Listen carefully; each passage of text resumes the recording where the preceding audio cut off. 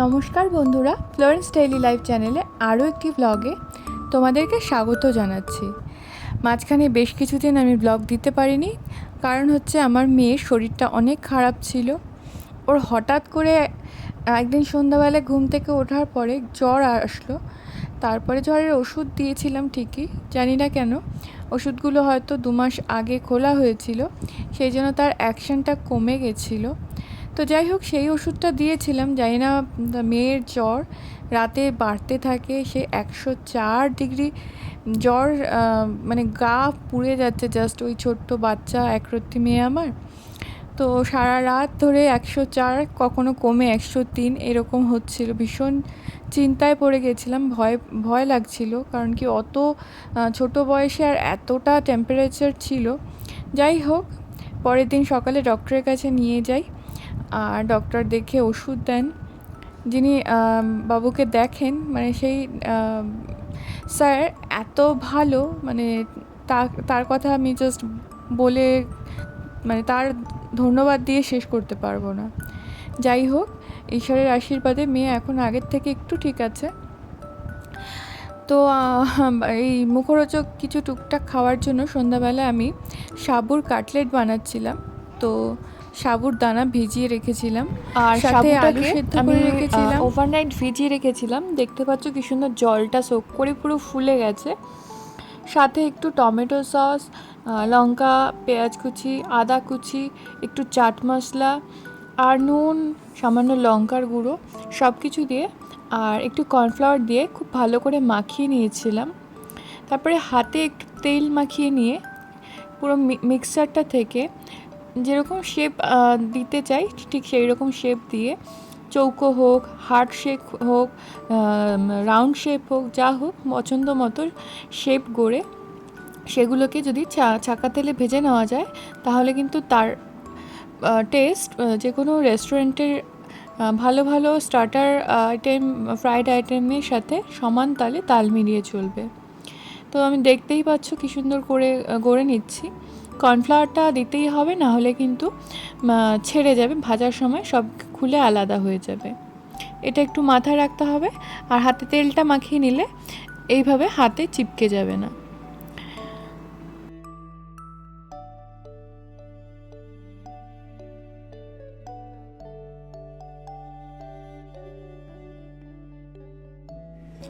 তো অনেক তো তেলে ঝোলে রান্না, রান্নাঘরে রান্নার তাপ, বাইরে বেরোই, ছাদে কিছু গাছের কাজ করি, তো এত মুখে ট্যান পড়ে যায়। তো বাইরেও যেহেতু যাচ্ছি না, পার্লারে বহুদিন বেরোনো হয় না, ঘরোয়া পদ্ধতিতেই চেষ্টা করছি। তো তার জন্য আমি স্ট্যামিওর কস্তুরি হলুদটা আনিয়ে নিয়েছিলাম। ভীষণ রিভিউ দেখে, স্ট্যামিও কোম্পানির রিভিউ তো আমি আগেও দিয়েছি, তো ভাবলাম কস্তুরি হলুদটাও ট্রাই করি, সেই জন্য আনিয়েছিলাম। কি বলবো, কস্তুরি হলুদের গুণাগুণ তো তোমরা সবাই জানো। ওয়াইল্ড টার্মারিক আর হলুদ, মানে এই কস্তুরি হলুদটা ভালোই। আমি এটা আমার স্কিন টাইপ অনুযায়ী বেসন নিয়েছিলাম, তার সাথে কস্তুরি হলুদ একটু নিয়েছিলাম, আর সাথে নিয়েছিলাম কাঁচা দুধ। এটা আমি 2 চামচ নিয়েছিলাম। 3টে জিনিস খুব ভালো করে মিক্স করে একটা স্মুথ পেস্ট বানিয়ে নিয়েছিলাম, আর তারপরে সেটাকে অ্যাপ্লাই করে নিয়েছিলাম।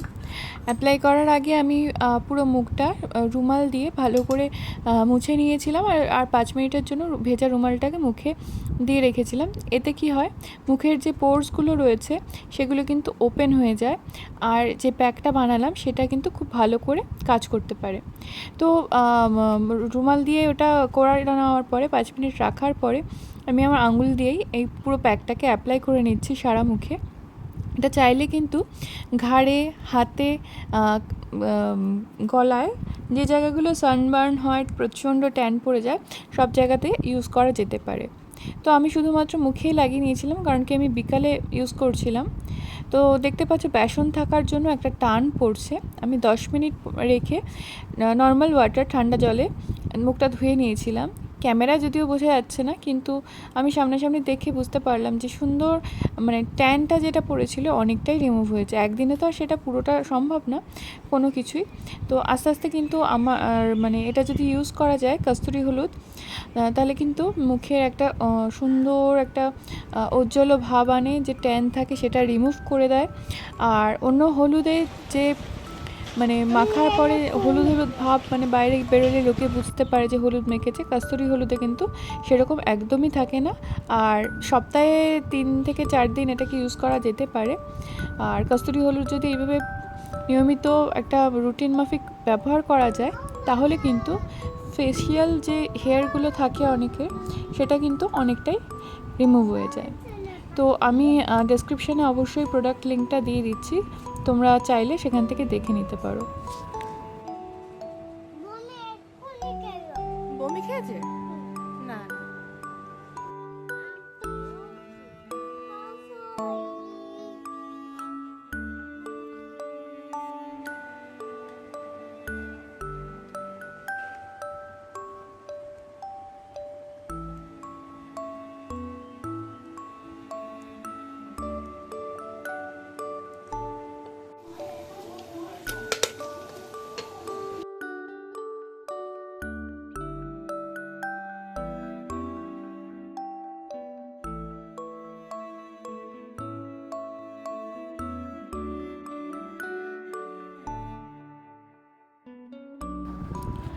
আর এখন যেটা দেখাচ্ছি এটা কিন্তু অনেক দিন আগেই তোলা হয়েছিল, মাপুর শরীর খারাপের আগেই তোলা হয়েছিল। আমরা 3 জন বেরিয়েছিলাম, আর ওরও খিদেও পেয়ে গেছিলো, তাই একটু চাউমিন খাবে বলে ওকে নিয়ে প্রথমবার রেস্টুরেন্টে আমরা 3 জন প্রথমবার একসাথে খেয়েছি। না, একসাথে 3 জন আগেও খেয়েছি, বলাটা ভুল হয়ে গেল। দেখতে পাচ্ছ ওর জন্য লেস স্পাইসি, খুব একদম ঝাল ছাড়া একদম ফিকে একটা চাউমিন অর্ডার করা হয়েছিল, আমরাও ওটাই খেয়ে নিয়েছিলাম। আর বাবা আর মেয়ের এত মিল, মেয়ে কিন্তু যেখানেই যাক আমার পাশে বসে না, সবসময় বাবার পাশে বসে, আর বাবাও কিন্তু তাকে খাইয়ে দেয়। তো এই দিক থেকে আমি কিন্তু একেবারে রিলিভড। বাবাই কিন্তু সব তার আদরের মেয়ের যত্ন নেয়। আর ছোটো চুটকুটাকে বাড়িতে রেখে গেছিলাম, এই যে দেখো কি সুন্দর পুটপুট পুটপুট করছে। আর ও কিন্তু বেশ সময়ের আগেই, মানে আমার মেয়ে যেটা 3-3.5 মাসে করতো, এ কিন্তু প্রায় 1.5 মাসের মধ্যেই সেই সমস্ত জিনিসগুলো করা শুরু করেছে।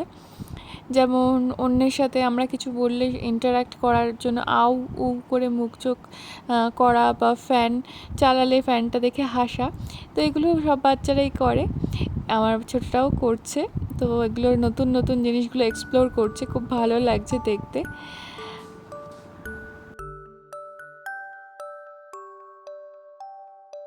পাপা চুটপুটি পাপা, ওলে ওলে বাবা, ওলে বাবা, ওলে বাবা, কি খুঁজি আজকে মামা, বাবাটা কি খুঁজি আজকে,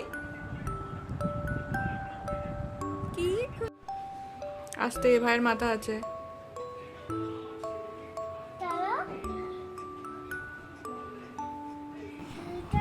তো এইভাবেই চলছে ভালো খারাপ মিশিয়ে আমাদের জীবন, কখনো খুব ভয় চিন্তা টেনশন প্রেশার, কখনো আবার একটু ভালো থাকা আনন্দ খুশির মুহূর্ত কাটানো, এটাই হয়তো জীবন। আর সবারই চলে এইভাবে, আমাদেরও চলছে এইভাবে। তো বন্ধুরা, আজকে ব্লগটাকে এখানেই শেষ করছি। ভিডিওটা ভালো লাগলে প্লিজ আমার চ্যানেলকে সাবস্ক্রাইব করো, বন্ধুদের মধ্যে শেয়ার করে দিও, লাইক করো। আর নতুন কিছু জানতে চাইলে আমাকে কমেন্ট করে জানতে পারো। আর এই যে এগুলো হচ্ছে আমাদের নতুন সদস্য, নতুন মাছ। আর যে কস্তুরি হলুদটা বললাম, আমি ডেসক্রিপশানে স্ট্যামিও কস্তুরি হলুদের লিঙ্কটা দিয়ে দিচ্ছি, তোমরা যদি মনে করো ট্রাই করতে পারো। সবাই খুব ভালো থেকো, দেখা হবে পরের ব্লগে, বাই।